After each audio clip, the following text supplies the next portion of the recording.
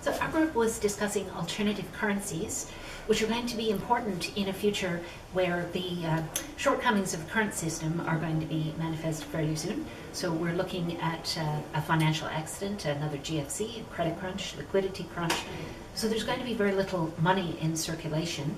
This is going to be a problem because you can't connect producers and consumers and buyers and sellers when the velocity of money is very low and the money supply is very low, which is what happens when you crash the credit system. So we were looking at alternative forms of liquidity, ways that people could provide something else to serve the functions of a form of comparative value and a means of exchange in order to be able to keep the system functioning through a period of economic seizure.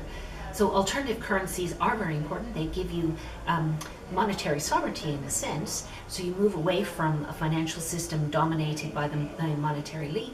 You provide liquidity control in the hands of local people. And you can institute a fiat currency that lies within the trust horizon where the trust will support it. The advantage is that that provides captive demand, which allows for the development of captive supply and keeps the money circulating within a local area.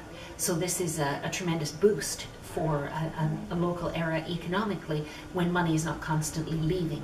When you have money that you control, it stays within the local area, continues to circulate, and supports a great deal more economic activity. So that was the major focus of our discussion.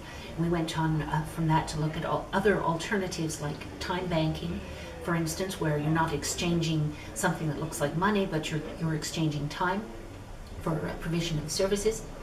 Also cooperatives, barter networks, alternative trading arrangements, means to get through a period of crunch.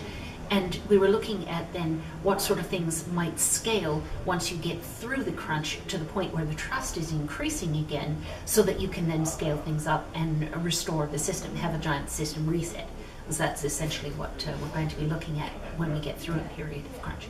So that was the major focus. And then we looked at security beyond that. Yes, and Thanks, Nicole.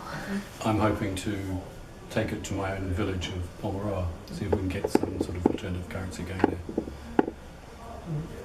I think that we have mentioned a few existing systems that are currently running in parallel in Golden Bay, and other places. We mentioned what happened in Argentina at their crisis, and we talked about Ireland a bit. Yeah. So we can see how they managed through the bad times. We could learn from that.